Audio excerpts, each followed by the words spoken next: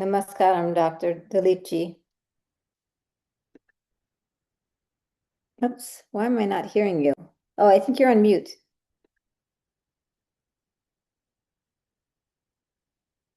Yes, Namaskar. Namaskaram, how are you? I'm doing good. You're looking good.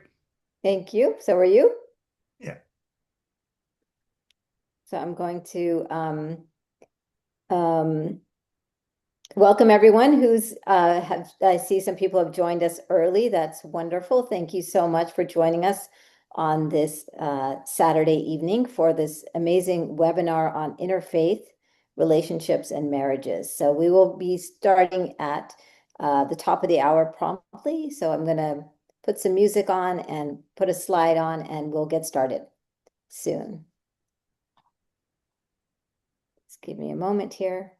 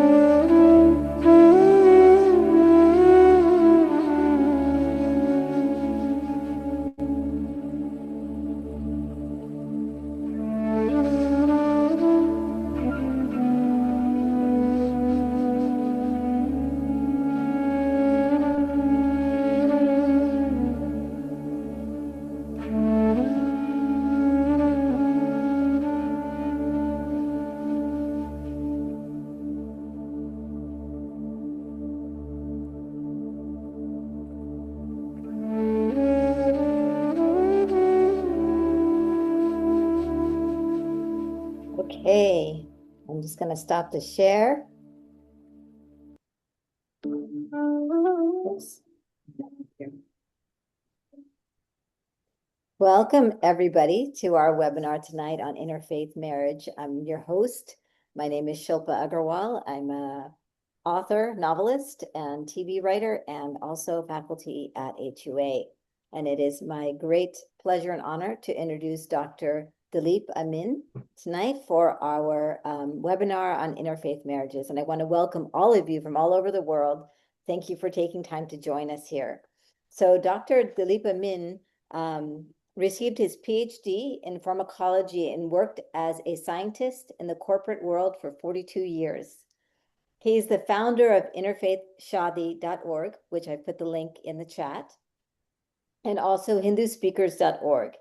Dr. Amin is director of the Peninsula Multi-Faith Coalition of the San Francisco Bay Area. He is a jail chaplain and a columnist at Patheos. He is a faculty member at Hindu University of America.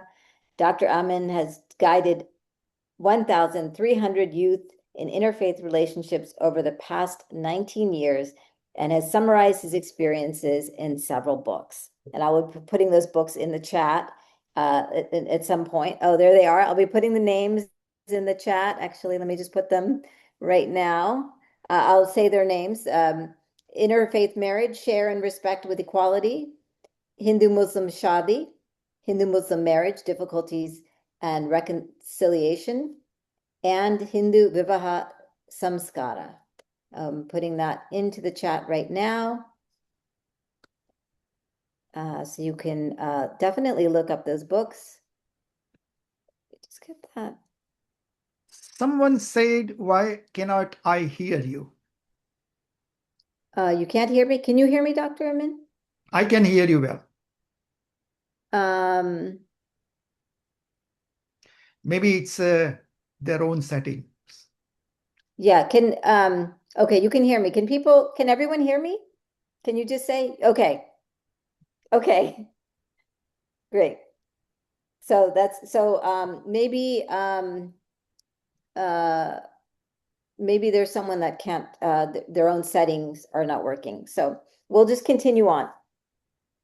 So welcome, Dilip ji. I'm just going to start with a few questions for you. Does that sound okay? Great, thank you. Okay. So why should people know about interfaith marriages? Of course, they've been happening more and more and more as our societies become more global.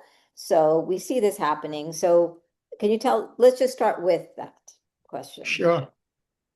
You want to switch the frame or? Yes, I'm going to be pinning you. Sounds Okay. good? Yeah. Okay, great. So, first of all, 38% of Hindu marry interfaith. So it is just a matter of time before you will see interfaith marriage in your close friend circle or family house. Now, you may have sent your son or daughter to college and you are dreaming that one day you will have an arranged marriage for him or her. Unfortunately, as a parent, you may get a major shock when you hear, "Mom, I am in love with Muhammad or Jennifer."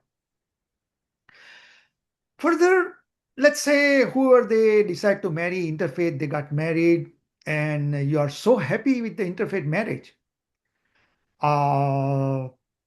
The person is so nice, well educated, and I give you a real example. Vice President of America, J.D. Vance. He was an atheist.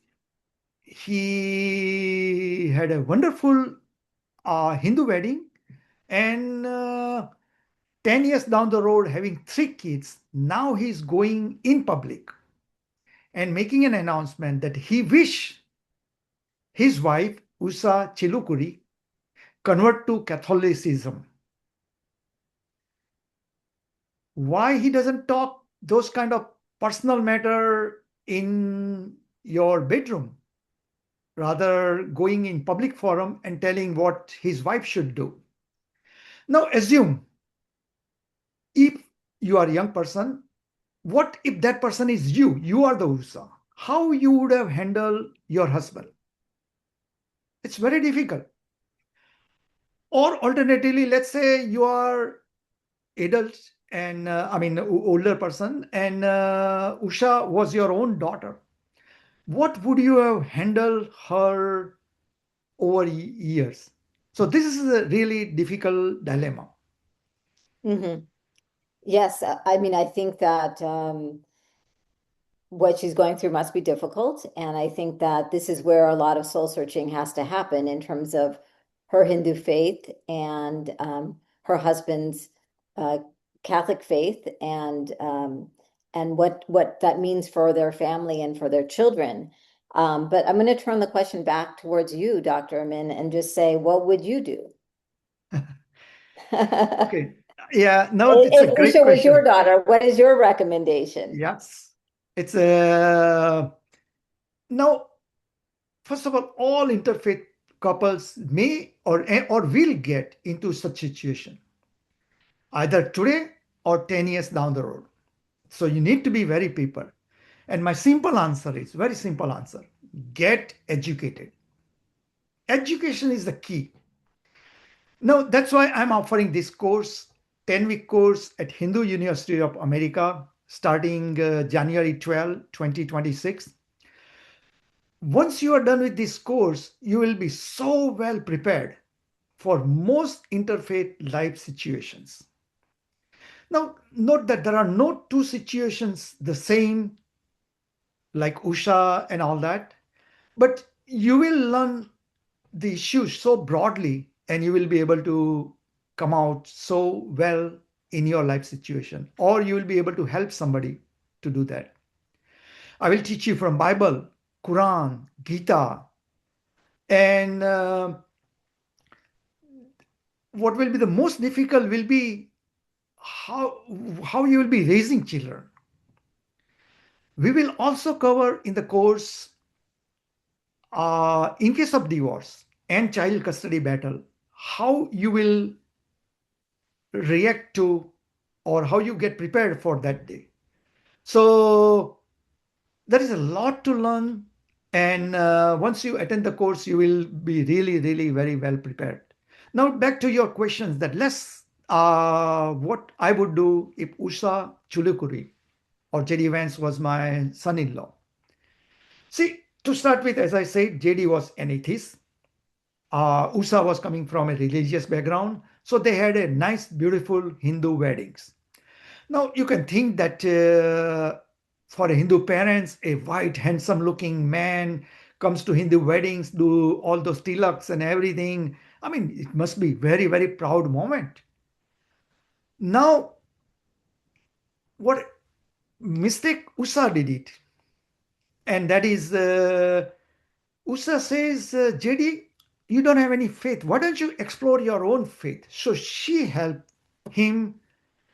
What she did it that she woke up a sleeping giant, and that is exclusivism in the churches. And JD found Catholicism as his faith, which, as you know, it's a very exclusivist faith. They believe that those who are baptized will be saved and the rest will go to hell. So now JD and Usa's three children are going to uh, church every Sunday because the children are going through the baptism process. Usa will have to sit down and teach them from Bible all the exclusivist teachings, even though she does not agree to it. Further, she will be limited to teach about Hinduism because children will get confused between two messages. And that is not fair because they are getting baptized. They need some graduation. Now, if USA does not convert, her church and mega supporters will pressure her so much to convert because she's in a lion's den. And if she does convert, people say she converted for political gain, gave up her Hindu faith. So bottom line is, if Usha was my daughter, I would have warned her not to let her husband go towards the exclusivist faith and keep a distance from the church. That's the message. Okay. Thank you. Well, I think that you're in that kind of big limelight spotlight there. It's a difficult position to be in. And I do think that as a mother, there are ways in which certain cultural aspects can be passed down if it doesn't, as well. So I think that there are certain things that she continue to do at being a Hindu mother. But let's not get stuck on that. I want to talk about what if you had a young couple, a 20-year-old, for example, who's in an interfaith love marriage. How would you counsel them? So what would you say? As I said, I guided 1,300 youths. As a matter of fact, very recently, let me give a real life experience. A bright Hindu girl, probably about 20 years somewhere, reached out to me saying that she's in love relationship, and they agreed that they will have the both Hindu and the Christian marriages. But the Christian side says, I want the children to be baptized. So, I mean, she was a little confused, no big, probably red flag, but good that she reached out to me. And then we sit down. First, I did it as soon as they reached out to me. I gave her my J.D. Vance and Usa Chilukuri article, Interfaith Marriage. And I asked her exactly same what I'm telling you. I say, assume you are Usa. What would you do? And when we had little discussions, and she decided to end the relationship. Problem averted. See, one thing, if you're parents, you have to know that her parents are not aware about her dating and probably will never know. So if you send your son or daughter to college, you are thinking, you have to think what they are doing today, right now, who they are dating. How will you guide them when they tell you that they are already in love relationship? See, this is very complex situations, and there is no simple answer. First, your son or daughter thinks, and I have seen in many cases, they think that my Hindu parents are racist or Hindu nationalist, because that's what they learn it from the media. And they will discount anything what you say, even if it is a very logical suggestions you are making it. So you are doomed to fail unless you get educated. So if you attend my course, I will teach you how the love starts, how the Hindu youths are trapped, and how they are convinced to get converted to the other faith. See, I'm not saying that all interfaith marriages have problems, or all Christians and Muslims and Jews, or that matter, even in all of them, they are getting interfaith relation with the bad intentions. I mean, I have seen many, many great interfaith love relationships and marriages and everlasting marriages. So I'm not for or against it, as I said, but it's good to be prepared for it. The education will not hurt you. That's my message. Mhm. So I think that what you're saying in terms of that we need to be educated in what our faith is and to really have more of an understanding of what are the things in my faith that are important to me? Because I think oftentimes when you're young, there's a little bit of idealism, there's the romance, the dating, all of that, and you kind of believe that you can find your way through it. And many times when you're young, you're kind of in that phase where you're rejecting your parents, you're finding who you are. And it's not till, 10 years later, when the kids come that these things start to bubble up inside of you and they start to become more and more important. And what wasn't important when you were in your 20s starts to become important in your 30s. And so you can't always foresee these things.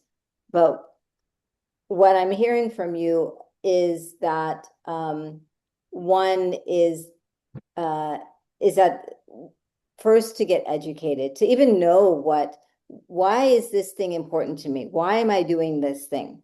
Why is this ceremony, for example, important? Why is giving my child this name, a Hindu name versus a Christian name? How does it feel inside of me? Why is one important versus another? How, kind of really understanding those things. And the second is, I think, that kind of deep communication that's necessary over these kind of almost very hot topics. Yeah. So, Now, keep in mind that even if you are atheist, still remain proud atheist. Because as soon as, because many Hindu youths, they are fearful of saying, I am Hindu. They will say, my parents are Hindu. mhm. And they are agnostic somewhere. That's okay. Remain proud whatever atheist you are. Because as soon as the other party knows that you are an atheist, I say, this is a good person to convert to you. So don't fall in trap that way. Okay. Okay, so oftentimes, like I said, young people in their 20s, they're kind of pulling away from their parents. They're trying to figure out a path of their own, so they don't necessarily want to listen to their parents. And so the question is, we're also, our because of colonization, we have a very um our sense and our faith and our culture and stuff is not as strong as it would be as if we came from France and we'd have this strong cultural pride or something like that. So how do we develop that kind of that strength in who we are, or whatever it is, you can say you're Hindu in whatever way, but how is that developed when the children are kind of forging their own paths sometimes? First, we need to respect them. I would recommend that Hindu parents stop criticizing other faiths on the dinner table because that will backfire and that is wrong. Uh, and that's why I just say that education is the key. Accept the reality that they will marry, they may marry, and then when the time comes, it's not too bad because you expected and you are prepared for it. And the best way to handle, as I said, and title of my book, and that is share and respect with equality. Mhm. And when you present this important word, equality, any Hindu or anybody in this world, everybody wants equality in marriage. And right away, if somebody is asking for conversion, right away you ask, wait, beta, why you want to be in a submissive position? Why you don't ask for 50%? We are not asking for 51%, but why are you settling for 49%? That's the key. It will sit in even atheists and anti-Hindu kid. That point will, this is, yeah, no, that makes sense. Why I have to settle for less? And sometime I tell in course, you use uh, this magic card, you take it out, and that is bring up the divorce issue. That what if there is a divorce and you are fighting in child custody 10 years down the road, you are agreeing to marry, convert right now, or agree to raise children in Catholic faith or whatever faith, how you will face in court later on. So basically, what I'm saying is a total education. Once you are total educated, you can articulate with kids and trust your kids. They may sound they are against you, but they are not. They trust you, except they are just tired of you keep on giving the same rattling. And that's my message. Trust them, but you get educated. You learn how to articulate words in on your dinner table. Okay, great. Thank you. I see we have some questions and stuff. We'll get to, Dilipji and I have a few more questions to go through, and then we'll get to all of the questions that you have, and please put them in the Q&A box if you get a chance. So I think part of this education is probably understanding how Hinduism is viewed from other faiths' perspectives. Because just as, for example, I'm studying the Mahabharata, it's important to understand what the reception has been of the Mahabharata in the Western world, because, there's been a lot of misrepresentation going on and things like that. So I think that, when we talk about education,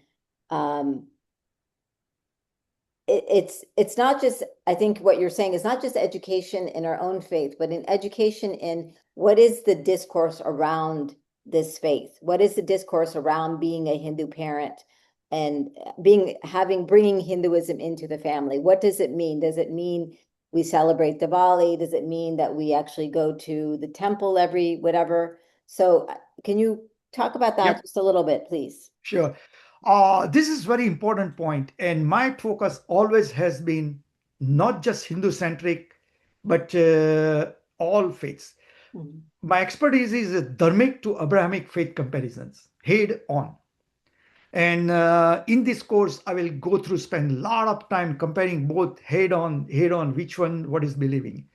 So when our kids start complaining about our faith or find many loose ends, or so at that time, you definitely bring up the discussions with other, okay, which other faith you think has, and once you start going through even theologically, that who is God, and when you start uh, telling that what the some other faiths saying that God is somewhere there, we are here, two independent entity, and on the judgment day we will get together.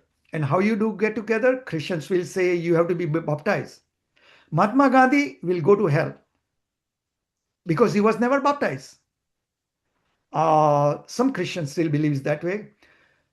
And so only way you get baptized. So explain that to your children, why it is logical, why it is not your karma, which is more important, if the heaven is, if you want to go to heaven that way, and why it's just a deep in a water is more important. And other thing we will go through that, okay, Christianity. Why not accept Jesus? I have written a full article on it. There are so many beautiful teaching by Jesus. I don't have any problem with any of Jesus' teachings. But it's a after Jesus, the Peter and Paul and others in the Bible, if you read it later after Mike, Luke, and Matthew chapters, they they inserted so many intolerant messages to it. So church are more following what the Peter and Paul taught, not limiting only to Jesus. Jesus said, if somebody slaps you on a face, show the other face. Why Jesus will say Mahatma Gandhi will go to hell?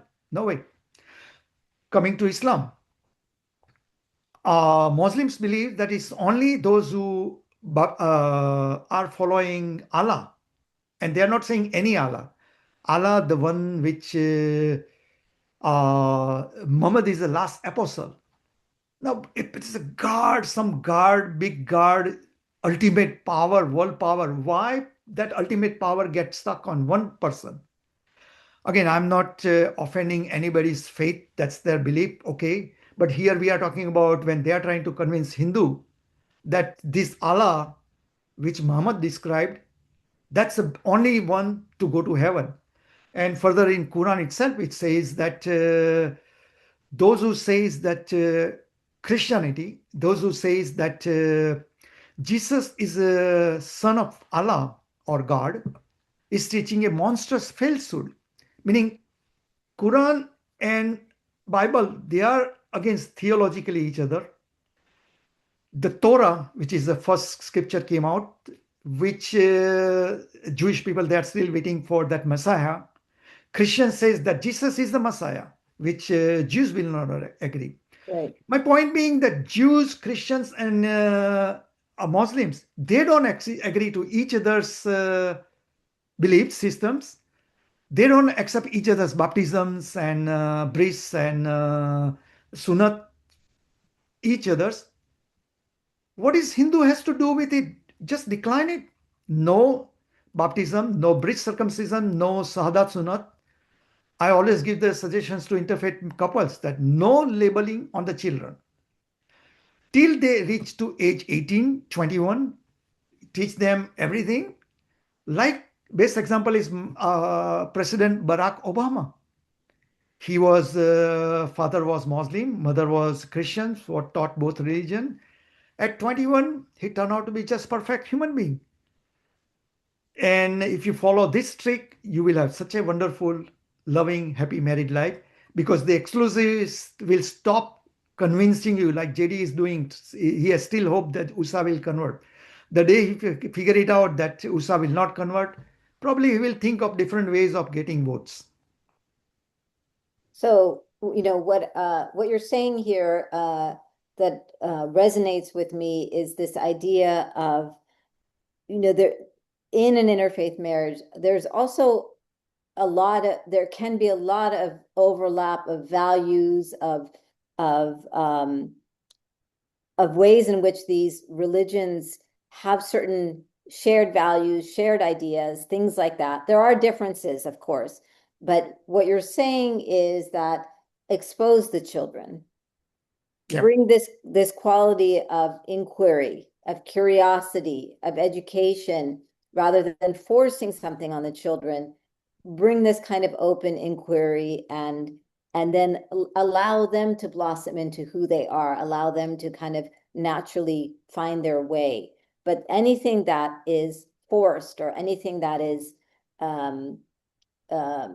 that is forced, it's not coming from someone's free will. It's not coming from someone's, it's like almost like you're putting this pressure that's maybe not necessary. And so when you're teaching this course, um, it's not about protecting necessarily. It's more about opening up in a way that comes from an inner strength and an inner knowledge. Is that That correct? is that is very correct. I'm not asking one way or other way making decisions. Just come with an open mind. And the kind of education what I am talking about, Dharmic-Abrahamic mindset, you will not find in any universities. No university is teaching this Dharmic-Abrahamic education, which you will need for your interfaith children. So this Hindu University of America course is the place to get that education. And this could save your uh, heritage. Right. Or enrich the lives of your family and your children in some very important way, right?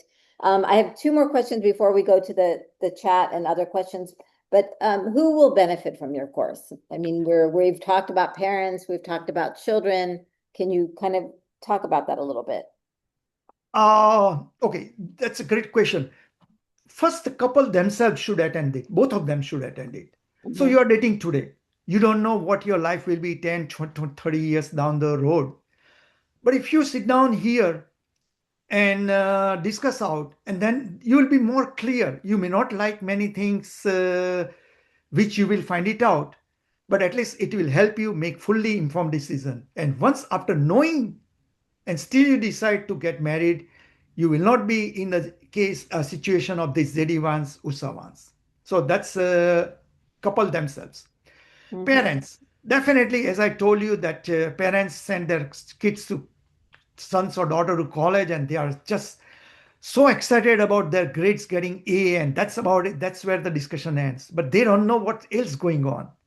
And having the perfect grade and they got a job of $500,000 job. But if they end up marrying to somebody and religious conversion, parents are not going to be happy for it. So parents should definitely attend this course.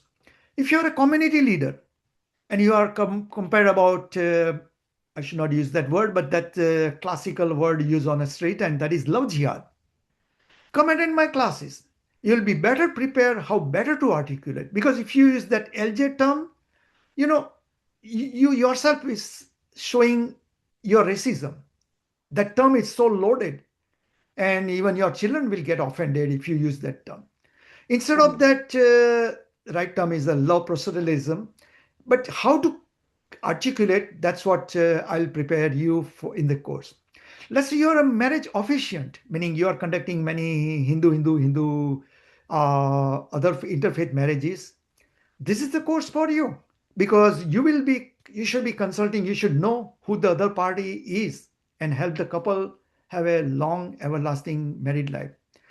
If you Perfect. are just marriage consultant, helping couples survive their married life, you may know about generality, but you may not know about Hindu related interfaith marriage related points. So you will learn about it. So it's a law. It will be applicable to too many peoples. That sounds wonderful. Thank you. I'm going to read this uh, from Prabhatji, this in the chat. Um, equality and respectfulness of all human beings, all cultures, all faiths, including atheism and all philosophies, combined with curiosity to learn them when coming across is a key to dealing with interfaith issues in relationships. Thank you. Thank you. Yes, that is true. That respectfulness is absolutely foundational. See, Um, one point I would add that your daughter, son may be atheist at age 20, and you get upset because the same daughter at when she was 9 years old, she did Arangetram and coming to temple mandir every day. But don't give up your hope. The same daughter, when she turns 30 or 40, 50 years old, again, she will want her daughter to go through the same Arangetram and all that. So, this religion, at age 9, you may be religious. At age 20 in college, that's given. Everybody become close to atheist. But again, don't think that's gone. It will ultimately come back, that's right. provided you are not getting stuck like Usha's case, where she has tremendous pressure to even express who she is. Right. So, I mean, faith is definitely a river that flows through our lives, and we sometimes are closer to it, sometimes further away from it, and so it's a very dynamic process. Correct. And the important thing is to not try to fix it in any way, but to really be in that flow. And Correct. so I have some questions here. Another question from Prabhatji. Educated means what? Educated in other faiths or educated in general, modern degrees, or both? Not modern degree.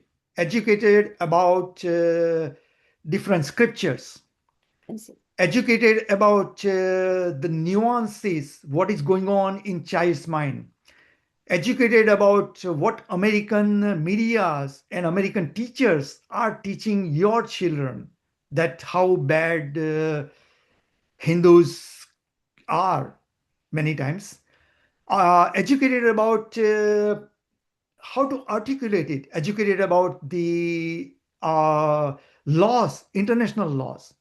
If you are married and now move to Malaysia, I'll tell you exactly what are the laws in Malaysia and how it will impact if you are married to a Muslim. So educated means it's this is a very practical course.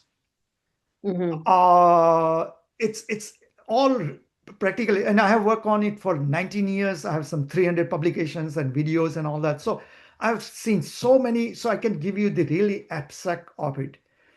I tell you, it's going to be best investment of your life.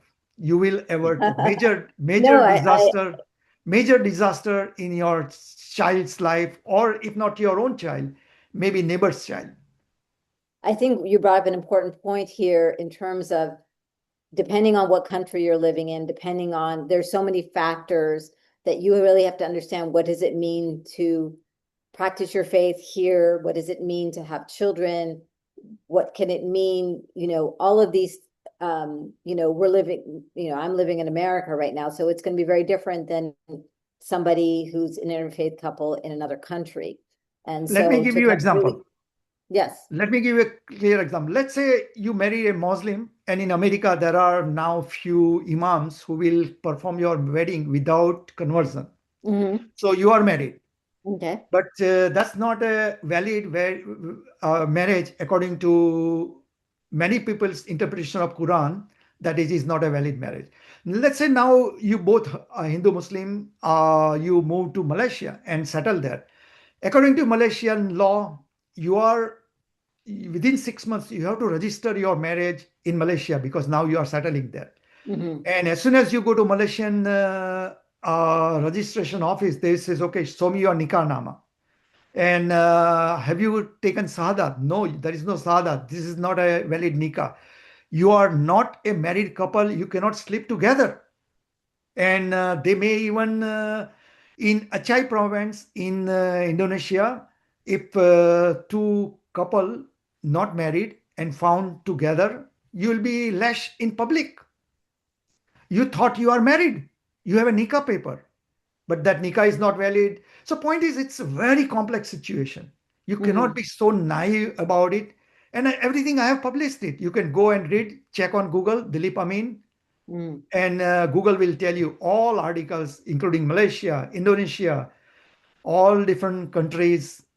So it's a very complex issue, and you got to be educated about it. Thank you. Thank you.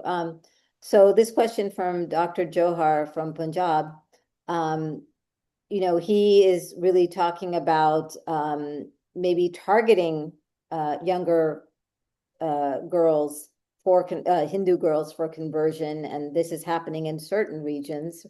Um, can you shed some light on that? I mean, this is, I don't know too much about it, but I've heard of, we've heard of this term, love jihad. Is that an actual thing that's happening? I don't know. Can you shed some light on this? Now, I mean, you cannot generalize it. I'm Hmm. sure there are cases where Muslim get in love relationship with Hindus with a clear intention of converting, and those. See, love jihad term is used for lot is used for political reason, Okay. but at the same token, if what I'm telling you is a scriptural base. Hmm. Quran 221 says you can marry Muslim can marry cannot marry Hindu. Quran 221 says. So if Hindu Muslim love relationship, if Muslim comes and tell you that sorry you have to convert, I cannot marry you because of the Quran, which I respect it, honor it, and we should honor it.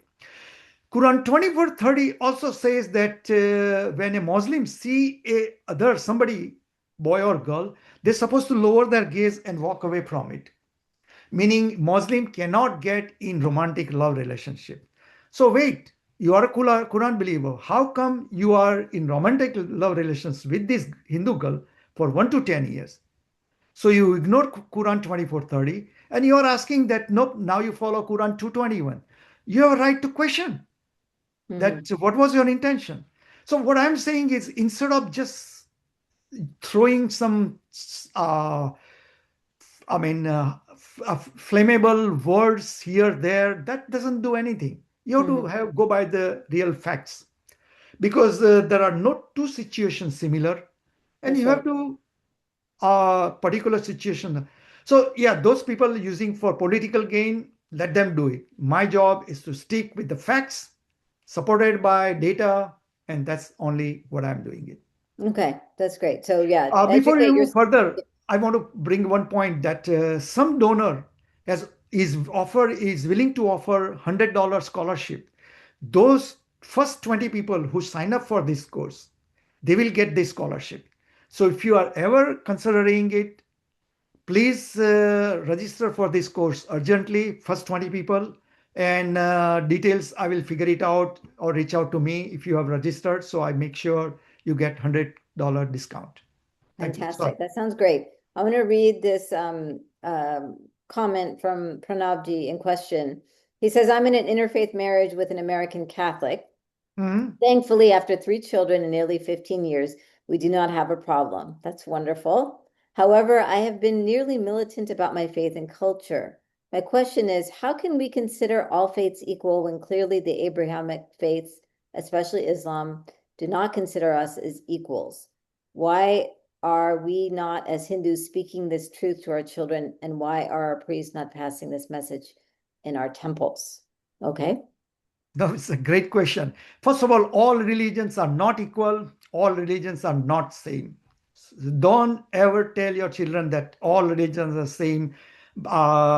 It's the same Allah and everybody giving the same message. No. Islam and Christianity and also Judaism, they are clearly exclusivist faith. You can go to God only through whatever, which one of them. And again, they don't agree to each other's versions. So that is clear. Hinduism and other dharmic faiths, there is no concept. Again, because probably Hindu scriptures were written, there were no Judaism, no Christianity. And again, concept is the soul, Atma, everybody are same. I'm not saying Hindus are saint. Hindus have also their own baggage and issues. But again, it's other party has to work with that thing. And again, in my course, I'm also bringing what are the issues in Gita that Abrahamic may have concern with it. And as a matter of fact, in last my course, there were two Christians, churchgoer Christians. They attended this course, and actually, as far I know, they really enjoyed it. I mean, they are little getting tense at a point, but then I told them, no, look, let's look at the problems in Gita, what you may see it. And then they felt that, no, you are giving a more balanced message. Mhm. So yes, it's a great suggestions. Hindus should not be apologetic. Uh, Go share wonderful message, whatever you feel about, and teach your Hindu Catholic children, and let children make a decision. But I would suggest, I hope they are that children are not going to church, because the problem, once you are sitting on a church bench every Sunday and the priest keeps on hammering them one kind of message which is exactly opposite what you may Hindu may want to, that's going to create disaster. So Jesus is not a problem, church is a problem.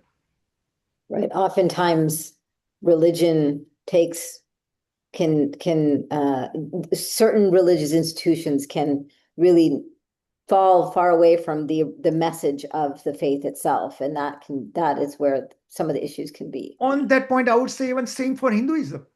You go to many Hindu priests and go tell that I'm in love with a Muslim, and that he's not asking for conversion, and he's really very respectful, nice person.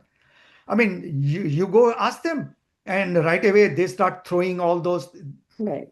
So I'm not saying one religion is better than other religion and all that. You decided somehow to be in interfaith space, get educated. And I'm not even limiting to that. I tell you that even there are enough problem in within faith marriage. I'm a Hindu, I'm last name is Amin, but I'm a Patel. So Leva Patel versus Kadwa Patel. There are issues. Mhm. Oh, Leva Patels are better. Oh, Kadwas do these things and all. I mean, that's human nature. That's right. So issues are not, if you marry within faith, does not mean issues get solved. Issues still will be there. Your mother-in-law will come and says, "Oh, why you ऐसे रोटी क्यों पकाती है ऐसे वैसे." I mean, there will be always issues. But that's Right. what I'm saying. That learn dignity, learn to live with a dignity, That's and tell if your husband, if mother-in-law bothers too much, and that also I have one full class on that one, how to deal with mother-in-laws, and that. Somehow you have to talk to your own husband that fix her. If she talks like that, I'm going to kick her out or something like that. Point is, actually, I have written one article, Mira versus Margaret. If Margaret comes to your home, you feed her samosas. Wow, my Margaret loves samosa. But if Mira comes, you tell her, why don't you go fry samosa, Mira? And when she fries the samosa, and that says, no, ये पक्के नहीं बने, तेरी माँ ने सिखाया नहीं होगा, कुछ बात नहीं, मैं सिखा दूंगी. Point is, why you are discriminating your own people Mhm. versus with Margaret, you are. So discrimination, it's a part of life. Mhm. You just get educated, and what I'm doing is giving more practical life experiences, which probably Mhm. you will not, many universities will not teach you. Mhm. Okay, that sounds great. So we have a question here from Dr. Himani G. She's saying, my questions are related to the course structure. How much time? I think the classes are 90 minutes, but sometimes the discussion is so good you may go over a half an hour. So how much time and content are comprise the Hindu scriptures? I mean, I don't know if you touch upon the vivahas and things like that. Is there a course breakdown and are there credit points from HUA? Well, this is a community education class, so I'm not sure if there's credits, but these classes may count towards a certain micro certificate, or so that will be a question for HUA support to find out where, if this course is part of a bigger certificate. But Dr. So, Amin, if you could yeah, answer the terms the of class structure is will be every Monday, what is that, 5 p.m. PST, and timing will be there. Mhm. It's a 90-minute course, but invariably, I just complete my part at 90 minutes and I says, okay, whoever wants to hang on. Everybody hangs on many times for 2 hours, 2.5 hours. Oh my God, it keeps on going because it's just so many questions. Every class keeps on coming and all that. But your response, I mean, your commitment is only 90 minutes course. And it goes on for 10 courses. And I don't go, this is not a course to learn about fundamentals of Hinduism because I'm focusing also on the Abrahamic faiths and all that. Teaching, all teachings will be comparative religions. That's only this course is about, not particular faith things. And we will also discuss laws. We'll discuss how to raise children. So that has nothing to do with faith. How to be happy married life, nothing to do with faith. Even you are married and how to deal with it. So many things relating to marriage is covered, and that's why I cannot go in Hindu scriptures. Right.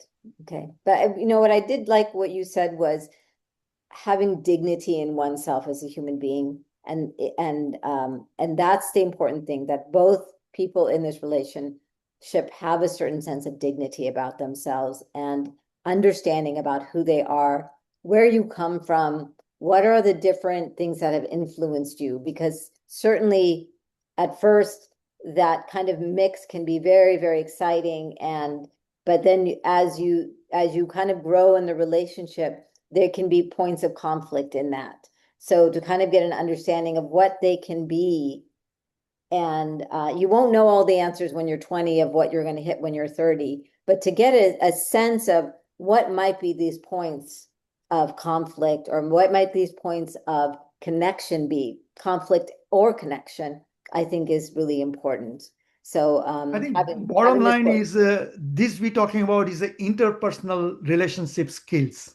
Mhm. Either it's your husband-wife situation or it's the same with your at workplace. If your boss is bossing you around, how to get around. So it's the same skills. I'm just giving you more nuances in terms of how to deal with interpret. And definitely don't try to please your spouse at the expense of your own dignity, because you are giving a wrong message to your spouse. It could be same faith marriage, and then that spouse learns you taught them something wrong. Mhm. Versus as soon as you see problems, articulate it proper way, right way, and put your married life on a right direction. Right. And I think that that really emphasizes this importance not only of education, but of communication, being able Correct. to communicate. And this is where the dignity comes in, because when you have that strength in who you are and what is important to you, you can communicate that without anger, without any of all this stuff. You can just say, this is something important to me. How do we figure this out? And I think that's a really important part of managing any type of relationship. I'm going to Correct. launch a poll about uh, if you're interested in taking this class. Um, the course fees, Dr. Amin, are they $300? They are $300, but as I said, that those who register, one investor is offered to give Excuse me. $100 to first 20 people who register. So register earliest, and I'll make sure that that follows through the system properly. So your cost will be $200. Yeah. Okay, fantastic. Any last questions? Otherwise, then we have a comment from Krishna Ji. I heard that Mahatma Gandhi was converted into Yes. Mormon faith posthumously, so he is safe. In Okay. 1996, in Florida, he was converted. I mean, Gandhi died long before, but they felt that Gandhi is so wonderful person. How can he go to hell? So they converted him posthumously. See the mindset, so sick mindset. It's the sense of rigidity that it has to be this way or else that can be problematic, not just religious wise and general wise. That rigidity of mindset can be But troubling. what I'm saying is to your child, make intellectual discussions that bring up this Mahatma Gandhi baptizing case and ask them that what do you think? Why they thinking this way? Let them think, and you will realize that they will realize that you are right. That's not acceptable. Okay, great. Well, we are getting close to the hour. If there's no further questions, I'd like to give it over to Dr. Dilip Ji to give us any kind of concluding remarks on interfaith marriage and why, we should be taking this course. I mean, obviously we need to all learn a little bit more about where our faiths connect, where they coincide, where there are differences. Even just getting the lay of the land and understanding that is important in going into a relationship. Yep. Yeah. See, I, I believe this crowd, whatever is sitting there, probably they have so many years they spend in education. Uh, and probably they are now, many of them are so professional, making such a big money and all that. After all those hard work, now you will, your children, once they convert to some other faiths and all your hard-earned life saving, one day you will be passing them all the money. And who knows, that money will be used to convert more Hindus. So at that time, in your last day, when you are taking last breath, you will curse yourself that I wish I took Dr. Amin's course and would have averted this disaster. So point is, education will not hurt. I mean, education will not hurt, and the education what I'm giving you will not find in any universities. Nobody in the, I could say I am a world authority on Dharmic-Abrahamic marriage. There is not a single person has taken interest in this one. But I'm working for last 19 years. I've written 5 books, 300 articles and all that. And you can't expect me to keep going forever. I want this course to train you. You take it over and run with it. The message has to go out in the world. And again, it's a beautiful message. I work very closely with Muslims all the day in and out, with Christians and all that. And we sit down on the same forum. I have written joint articles with Muslims, Hindu and me wrote it, Muslims and myself joined. And they agree to my message. There is nothing controversial I'm saying. It's all logical. That's right. I mean, to be proud of yourself, that's what you summarize it. Why?